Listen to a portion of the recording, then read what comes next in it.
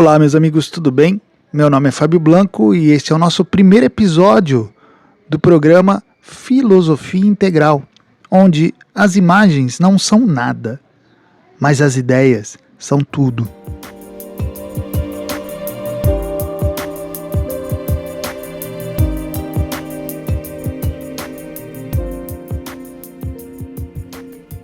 Para estrear o nosso programa, eu gostaria de falar um pouquinho sobre inteligência artificial. Há muito tempo nós ouvimos falar sobre inteligência artificial, porém, pela primeira vez, pessoas comuns, como eu, como você, estão tendo a oportunidade de degustar a inteligência artificial, acessar e usar alguns programas e aplicativos que trabalham com imagens, que trabalham com vídeos, que trabalham com informações e que fazem coisas realmente que até bem pouco tempo nós achávamos que era apenas algo futurista, né? Respondendo nossos questionamentos, dando novas ideias, corrigindo textos, apresentando imagens conforme a descrição que a gente dá. E inclusive vídeos, eu já vi vídeos incríveis criados por inteligência artificial. Bom, é tudo surpreendente. É algo que realmente vai mudar as profissões. Muitas profissões ou se adaptam ou vão se tornar obsoletas por conta do uso da inteligência artificial, isso é óbvio. Mas qual será o futuro? E muitas pessoas têm feito prognósticos sobre esse futuro. Há aqueles que são trágicos, que são mais apocalípticos, que veem a inteligência artificial dominando o mundo e inclusive dominando a humanidade. Há inclusive filmes que tratam dessa temática. Do outro lado, aqueles que acham que a inteligência artificial é mais uma bolha de empolgação, mais uma entre tantas, e que logo a empolgação passa e ela vai ser apenas uma ferramenta útil para as pessoas. Bom, do meu lado, eu olho mais as consequências mais imediatas, mais diretas da inteligência artificial. E quais são essas consequências? Bom, convenhamos, gente, o que a inteligência artificial tem feito em termos de imitar a realidade é uma coisa surpreendente. Hoje, às vezes, você pega imagens, você pega vídeos e você não sabe mais se é real ou não. Eu vi um vídeo de crianças, não sei se vocês viram, eram crianças assim, orientais, desfilando. Claro, se você prestar atenção muito nos detalhes e for assim um especialista em anatomia humana, em comportamento humano, você consegue perceber. Mas, olhando rapidamente, você não percebia que aquilo ali era inteligência artificial. Eram crianças desfilando com animaizinhos. Animaizinhos não, alguns animais bem interessantes. Tinha tigre branco, filhote de elefante. E eu só fui perceber que era inteligência artificial quando eu percebi que alguns animais ali era impossível as crianças estarem desfilando com eles. E com aquela destreza, né? Eu falei, caramba, isso aqui é inteligência artificial, olha, eu não tinha percebido logo de cara. Então veja, imagens e vídeos e documentos, seja o que for, eles começam a imitar a realidade de uma maneira tal que você já não consegue mais discernir isso é verdade ou não é. Isso é real ou não. E aí, a grande consequência que eu vejo assim imediata para isso é você simplesmente invalidar qualquer tipo de prova. E aí eu não falo só de prova judicial, mas também prova judicial, mas qualquer demonstração de veracidade por meio dos meios digitais. Vai chegar uma hora que tudo que você vê na sua frente, vindo no seu computador, no seu celular, essas coisas, você vai duvidar que aquilo é verdadeiro.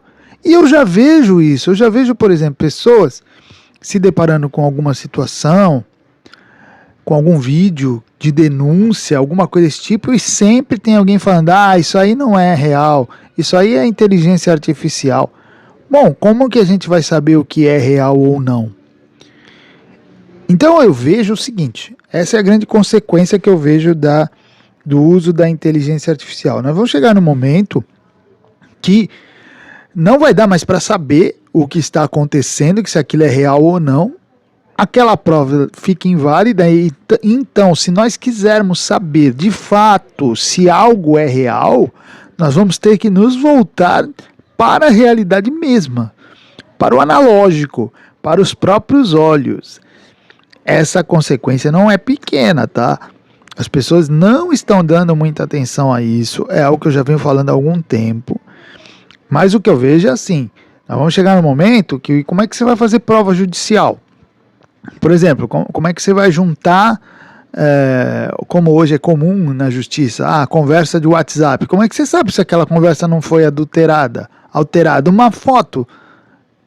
Eu, quando advogava, isso há muitos anos, cansei de juntar foto digitalizada, foto digital no processo, e tudo bem, ninguém discutia. Hoje, como é que você sabe que aquela foto realmente é aquilo que você está vendo, que aquilo realmente aconteceu no mundo real?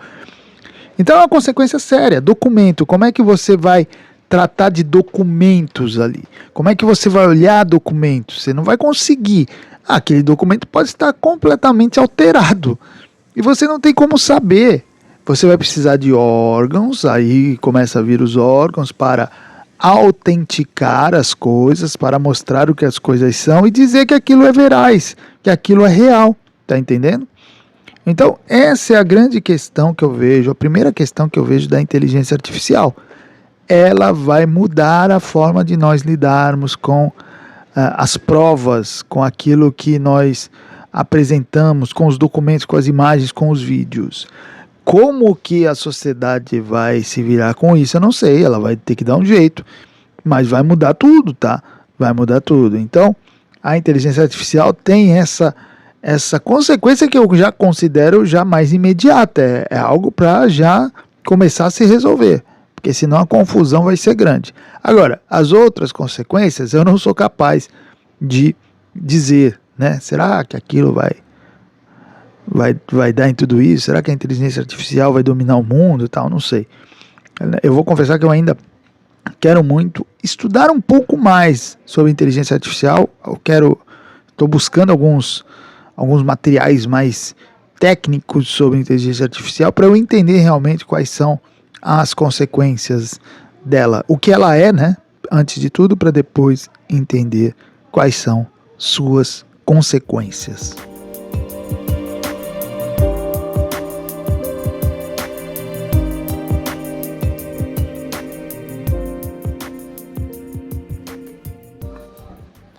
E aqui no nosso programa, eu sempre vou reservar um espaço para nós falarmos de filosofia mesmo.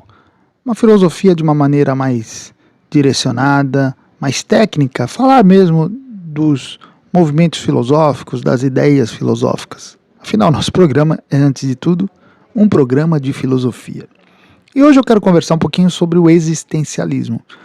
Bom, o existencialismo é uma corrente que aparece, né, com mais força, principalmente no século XX. Apesar de os historiadores da filosofia rastrearem o existencialismo desde Kierkegaard, que vem antes, é no século XX, com Sartre, com Heidegger, com Camus, com Jaspers, que o existencialismo vai aparecer com mais força, com uma linha de pensamento mais definida.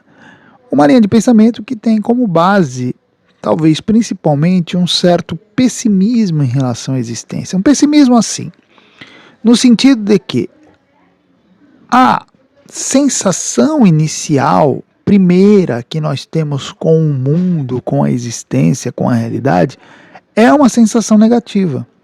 É uma náusea, é um abalo, é um espanto, é um certo pavor, inclusive, que nos acomete quando nós começamos a pensar de uma maneira mais profunda sobre o que é a existência. Isso todos eles têm em comum. E por causa disso, por causa dessa visão um tanto negativa, muitas vezes o existencialismo ele é visto com maus olhos, principalmente por aquelas pessoas mais religiosas, aquelas pessoas que acreditam em Deus, até porque a maioria dos existencialistas eles têm uma visão de Deus assim bem heterodoxa, quando não são simplesmente materialistas e ateus. Então, os meios mais conservadores, os meios mais religiosos, costumam olhar o existencialismo com um olhar enviesado, né? E com um olhar crítico também. Não que não houvessem cristãos dentro do existencialismo, como Gabriel Marcel, por exemplo. Mas, em geral, é sempre essa visão mais pessimista. Bom, independentemente de qualquer coisa, das ideias, da concordância ou não com as ideias dos existencialistas, eu sempre digo o seguinte, que o existencialismo, apesar de tudo, ele tem um mérito que é de conquistar alguns corações. Por quê? Porque aquilo que eles falam, a base do existencialismo, que é essa sensação estranha que nós temos com a existência, é algo que todo mundo de alguma maneira sente. A diferença é que muitas vezes nós sufocamos essa estranheza e colocamos por sobre ela a nossa fé, colocamos por sobre ela a nossa religião, a nossa confiança de que existe realmente um Deus e tudo isso. Mas nós não podemos negar que se nós pararmos para pensar de uma maneira simples, de uma maneira imediata, sem a intervenção das ideias religiosas, da esperança, da fé, é tudo muito estranho. Uma das ideias, por exemplo, que eu acho que é muito real, né, e que reflete bastante assim a nossa experiência, é a ideia da escravidão da liberdade, por exemplo. Porque assim, veja bem, você, como eu, nós somos colocados neste mundo sem pedir, não é isso? Nós não pedimos para estar aqui. Nascemos e aí somos colocados num mundo no qual nós temos que fazer as nossas escolhas, temos que tomar as nossas decisões, temos que direcionar a nossa vida. E se nós não fizermos nada, a nossa vida vai ser simplesmente uma miséria. Então veja, eu não pedi para estar aqui, eu não escolhi estar aqui, e a partir de agora eu sou obrigado a escolher, sou obrigado a tomar decisões. Se você for parar para pensar de uma maneira muito simples, muito direta, muito objetiva, caramba, é realmente uma escravidão. A escravidão de ser livre. Eu sou livre, eu tenho que tomar a decisão que eu quiser tomar, mas e se eu não quisesse tomar decisão? Eu não posso, eu tenho que tomar alguma decisão. Olha que ideia profunda, né? Então, esse tipo de ideia tem uma recepção nos corações porque é algo que nós sentimos de alguma maneira.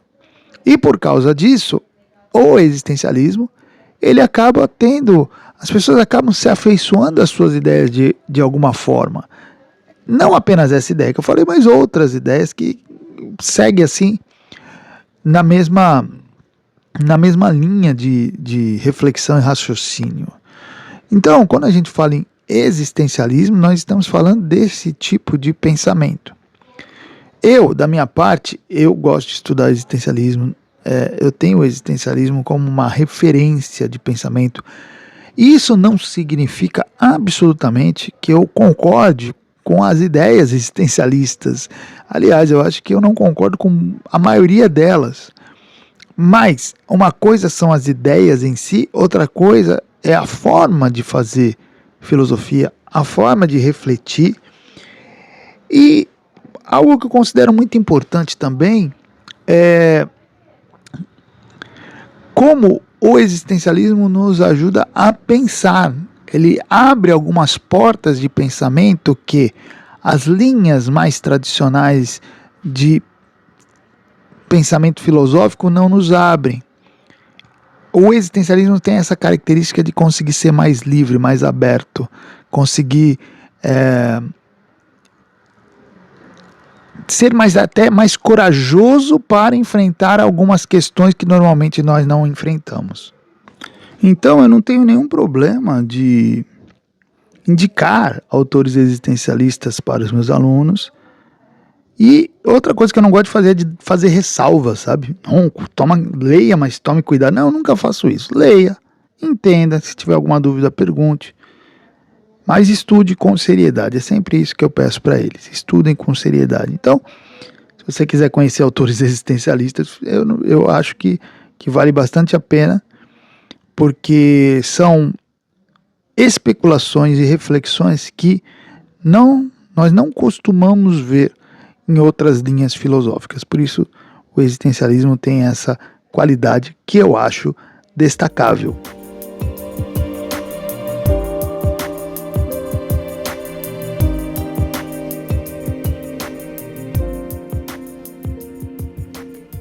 E deixa eu fazer um convite para vocês.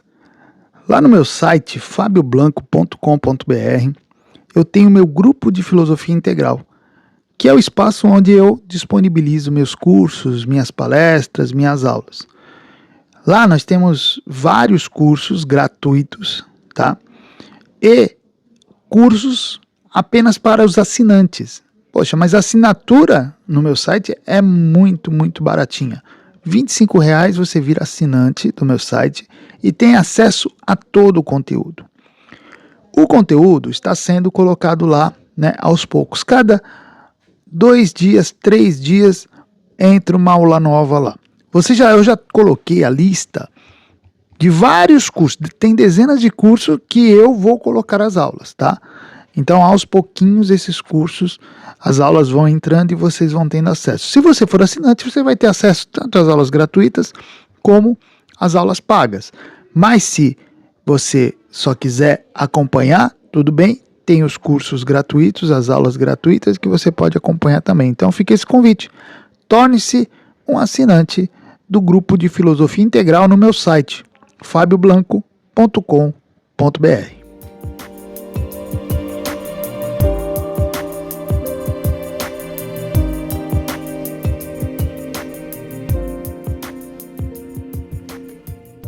E já que a gente está falando de grupo de estudos, né, vamos falar um pouquinho de estudos também, ou mais especificamente de leituras. Porque eu tenho o costume de alguns livros, não todos, claro, mas alguns livros eu leio outra vez os livros.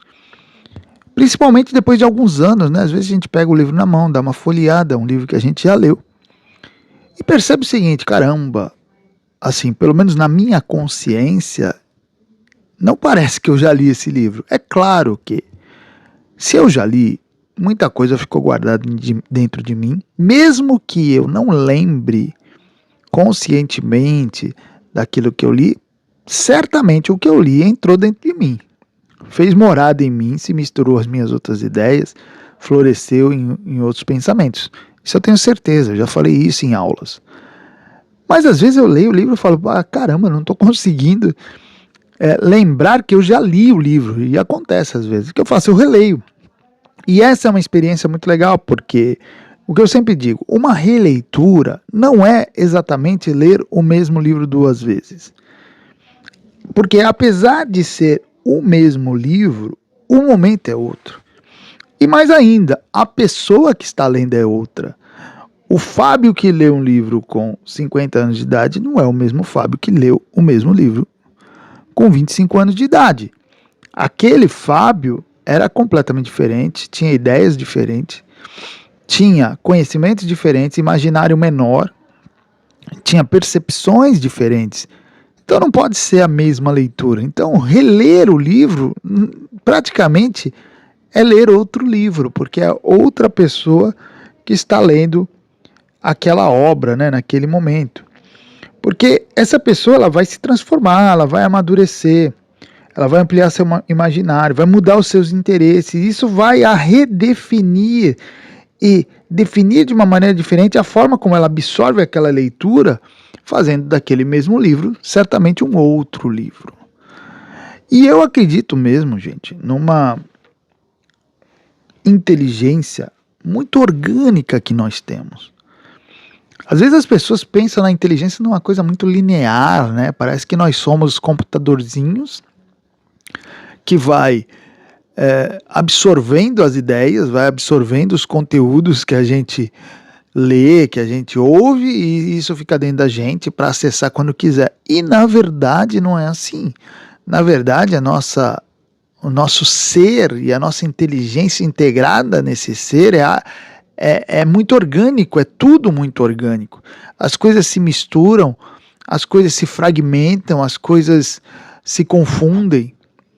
Elas entram em nós de maneiras diversas, são aproveitadas de maneiras diversas. E às vezes coisas que lemos, elas não são mais lembradas conscientemente, mas elas estão lá fazendo seu trabalho, se misturando às ideias que nós temos. Então assim, eu não vejo problema algum de fazer releituras, pelo contrário, eu acho isso saudável demais.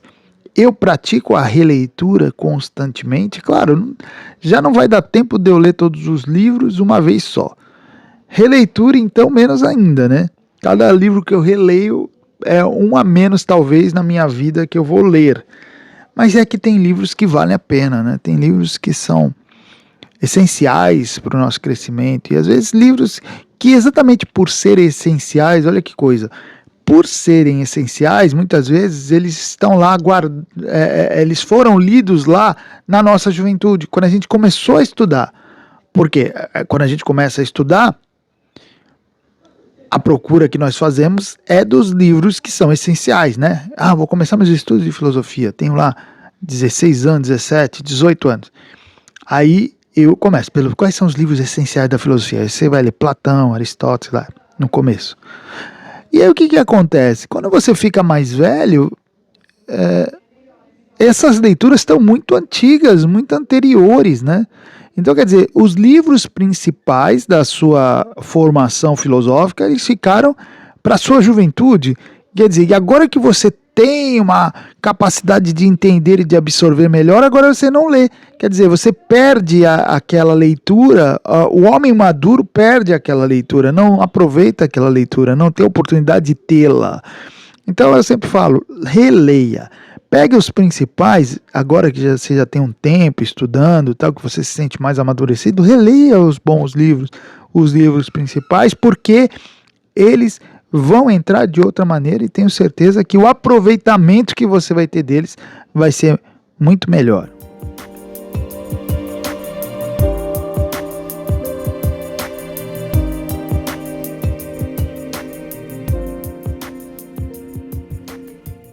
E aqui no nosso programa, eu também sempre quero deixar um espaço para nós lermos algumas passagens de alguns livros e refletirmos sobre elas.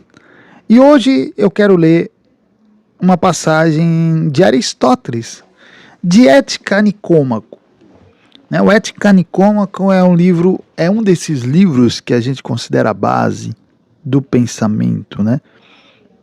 Do pensamento filosófico. Mas como é um livro de ética também, do comportamento humano, da psicologia humana. E o Ética Nicômaco, dá pra gente tirar centenas de passagens e comentar sobre elas, porque cada página é uma ideia diferente. E eu escolhi essa aqui, essa passagem, quando Aristóteles fala assim: não se deve querer a mesma precisão em todos os raciocínios. Olha o que ele está falando, que nós não devemos querer que todos os nossos raciocínios sejam exatamente precisos. Olha que coisa. Nós devemos nos contentar em indicar a verdade de forma aproximada e sumária, quando falamos de coisas que são verdadeiras apenas em linhas gerais. Então, o que o Aristóteles está falando aqui? Que essa coisa de você querer que tudo seja exato, que tudo seja perfeito, de que tudo seja minucioso, isso aí é um preciosismo bobo, porque tem assuntos que não merecem isso. Tem assuntos que nós tratamos apenas em linhas gerais. E abordar isso de uma maneira sumária, de uma maneira apenas aproximada, é o suficiente para aquele assunto. Por exemplo, se você vai falar de questões do cotidiano, a pessoa, se todas as questões do cotidiano você for ser ali exato, querer ser exato, querer apresentar as minúcias de qualquer situação, de qualquer fala, você vai se tornar um chato. Além do que, você está agindo de uma maneira assim, que está dando um valor desproporcional a algo que tem valor menor. Então, o que o Aristóteles está dizendo é que as coisas têm gradação de importância e essa importância tem que ser levada em conta. Ele vai escrever ainda assim, é característica do homem instruído buscar a precisão até o ponto que a natureza do assunto permite. E aí é assim, tem coisas que ir além, querer ir além em termos de precisão, de exatidão, é um preciosismo que só atrapalha o pensamento. Que na verdade nós precisamos dar proporção às coisas, tratar as coisas com a devida proporção que elas merecem. Se o assunto for um assunto superior, crucial, fatal, importantíssimo, provavelmente teremos que ser mais precisos, mais exatos, mais cuidadosos. Agora, tem assuntos que não são. O John Locke, ele vai falar isso muitos anos depois, mas muitos anos depois, séculos depois. Ele vai falar, olha, a filosofia é assim. Você faz filosofia para assuntos filosóficos, não para assuntos cotidianos. Os assuntos cotidianos você trata de maneira cotidiana. Tem assuntos que não merecem essa preocupação com a exatidão. Porque a pessoa que faz isso, ela se torna insuportável. E a gente pode estender esse pensamento também aos próprios estudos, né? Porque há estudos que realmente exigem exatidão. Agora, há outros que podem até ser importantes, mas você não trata com tanta exatidão, primeiro, porque às vezes essa exatidão é impossível, que é o que Aristóteles está falando aqui, porque a natureza do assunto não permite essa exatidão. E aí, se você buscá-la, você vai tropeçar, porque você vai estar tentando forçar a natureza da coisa. O clássico, por exemplo, o exemplo clássico disso é sobre a natureza de Deus. Toda vez que se tentou explicar com exatidão a natureza de Deus, os homens tropeçaram, porque é algo que não está acessível. Agora, não é porque não está acessível toda essa exatidão, toda essa precisão, que você não pode acreditar em Deus, e até não significa que você não pode chegar à conclusão que Deus existe. Você pode não saber exatamente quem é Deus, mas você pode dizer, não, Deus existe, isso eu não tenho nenhuma dúvida, isso eu posso provar. Vocês estão entendendo? Então você pega esse exemplo de Deus e vai graduando assim a todos os assuntos, até chegar nos assuntos mais vis. Tudo depende assim da importância que aquilo tem. Então são duas coisas que a gente tem que olhar. Qual é a importância que esse assunto tem?